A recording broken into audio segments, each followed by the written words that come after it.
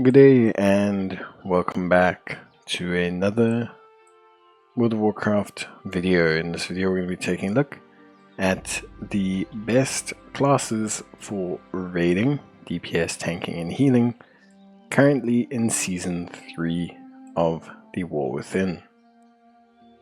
So let's talk first and foremost about the best DPS classes.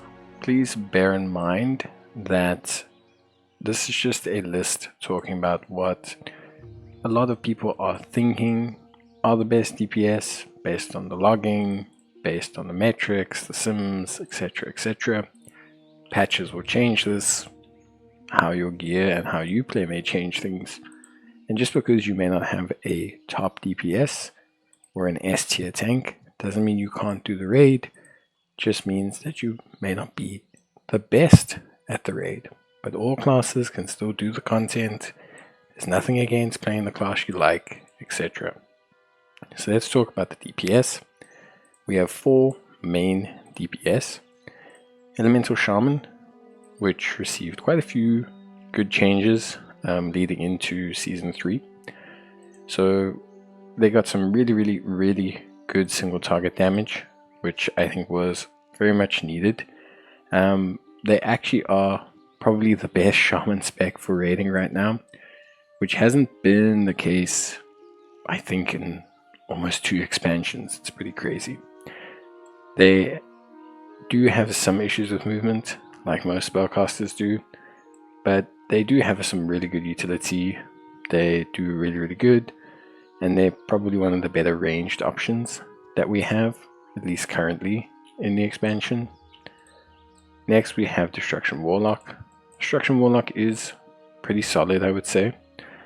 They still highly burst, so they really are like a big burst class, but you always need good burst damage for mobs, certain rotations, certain bosses, certain moments.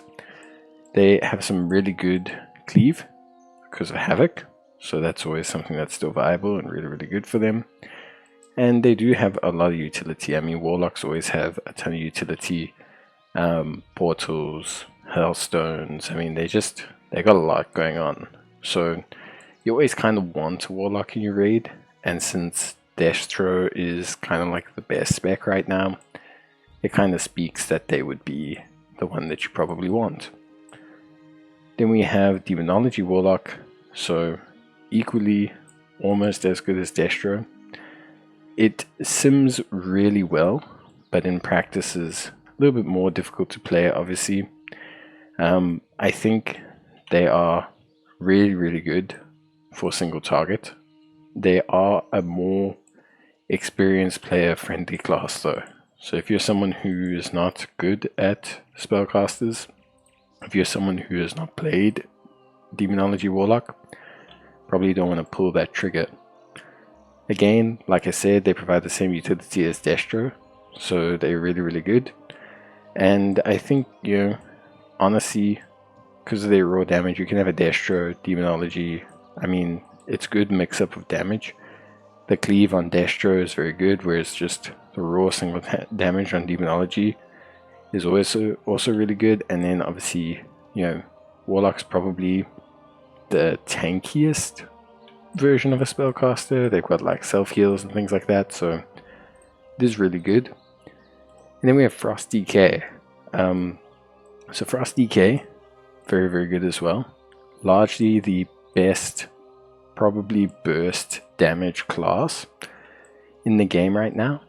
And they may not sound like exactly what you want for a raid, because some of these fights can go really long, but they have great cleave. So they're really good for multiple target fights.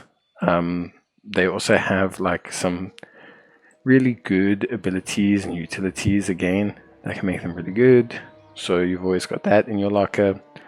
You know, they've got anti-magic zone, so they're just really good. They've got some decent utility, combat reses and things like that. So, you know, having a DK is always great. And if you're gonna have a DPS, if you're gonna need a melee, whatever you want to say, DPS, I think Frost DK is probably your go-to choice because of those factors. Just think it's probably the best one there. So the next we'll talk about is healers. When it comes to healers, look, again, all healers are viable. Everything is always viable. Please don't feel like you can't play your respective healer.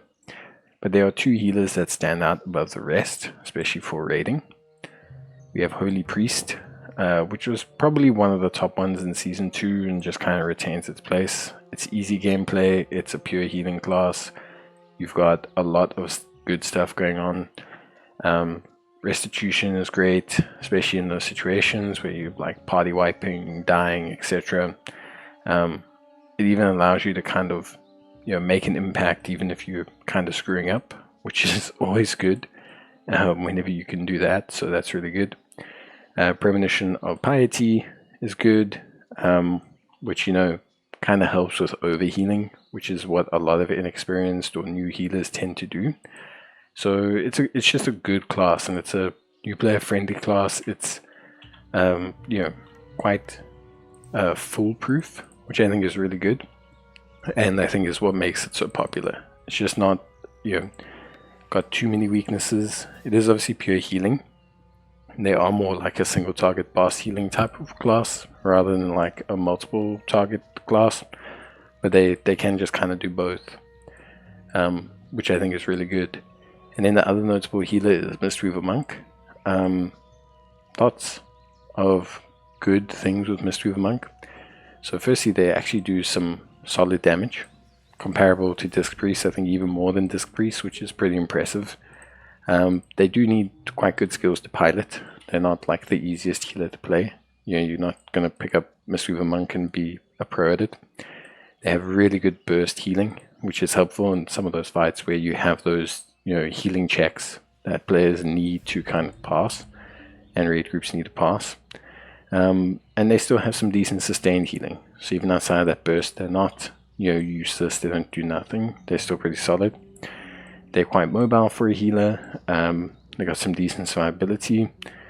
They got a good tier set bonus. So they're just good. I think it's the mobility the most with Mistweaver Monk that I think is largely underrated and makes it a really good healing class, because it just allows you to kind of like engage a lot more, move around mechanics a lot more, and because of that you're tankier, you can survive more, and you're able to maneuver yourself within the raid for better healing positions. But because of that, like I said, you need to have a little bit of know-how about piloting the class. But those two are probably the best. Finally, we get to the tanks, my area of expertise, apparent expertise. So when it comes to tanks, I think first thing I want to say is all the tanks feel really good. I think all the tanks have felt really good all expansion long. I've personally played 3 tanks, Paladin, Demon Hunter, and Death Knight. And I've done all of them from Delving to Mythic Plus mainly, and obviously early on in both seasons so far, Heroic level rating. So, and all have felt good. I've kind of tried to switch one each season, and they've all felt good, and they all still feel pretty good, going in. And I think all 6 classes look and feel pretty good. The top tanks for rating this season are looking like the Brewmaster Monk. So we have Brewmaster, which is quite surprising. They're not a popular pick for Delves or for Mythic Plus, but they are very, very, very, very good for raiding. A lot of that's down to Mystic Touch, which is probably their biggest incentive. They tank about as well as the other classes in raid style fights, but that Mystic Touch and the increase to like damage for the whole raid in terms of physical damage is huge. Like a 5% increase to damage taken by a boss is always something that's quite important, especially when you do those higher tier difficulties. Damage is always key. Like, you will always survive. If you've got a good raid group, you'll survive long enough. But if you can defeat the boss, prevent yourself from taking too much damage, it's one of those ones. If you're good at Brewmaster, you won't die. That's kind of the thing with it. If you're not good at Brewmaster, much like Mistweaver, much like all that, the monk classes need a little bit of skill to kind of run, or maybe a little bit more skill than other classes. But if you can get that, if you can get there, then you will be a happy chappy. Prot Warrior, look, great selection. for everything. I see a lot of people always comment that I don't talk enough about Prot Warrior, but I think that's just because I talk about specific content. But Prot Warrior is great for everything. They bring a lot of damage, okay? They do a lot. They don't necessarily bring buffs and debuffs though.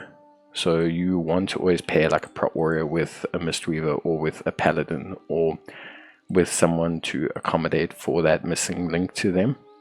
But they bring Rallying Cry, which ultimately at the end of the day is a huge boost to any raid party. And they're just super tanky. They do good damage for a tank. They're super tanky. Like there's nothing wrong with them outside of that, barring the lack of debuffs and everything. So honestly, for me, they're a top choice. Again, very, very good. And then finally, we come to Protection Paladin. So Prot Pally, really just that class that's always good at healing, always good at raiding, always good at tanking. They've had some really, really good changes. They're just a popular choice all the time. The thing with Prot Pally is, you know, you always have tools. You got heals, you got lay on hands, you've got revives, you've got damage, you've got auras, you've got buffs, you've got, you know, so many different things. So as long as Prot Pally is not Swiss cheese, you know, not terribly debuffed, it's always just a top choice for raiding, because raiding is about utility, stacking buffs, stacking debuffs, having emergency heals, emergency revives, emergency tools, emergency kit, and all the tanks seem pretty good at that, but these three probably feel the best overall. And that's that. That is the best classes for raiding so far. Nerfs, buffs, all these things can happen, and like I said, every class is very viable. Please don't think that your class is not viable. You matter.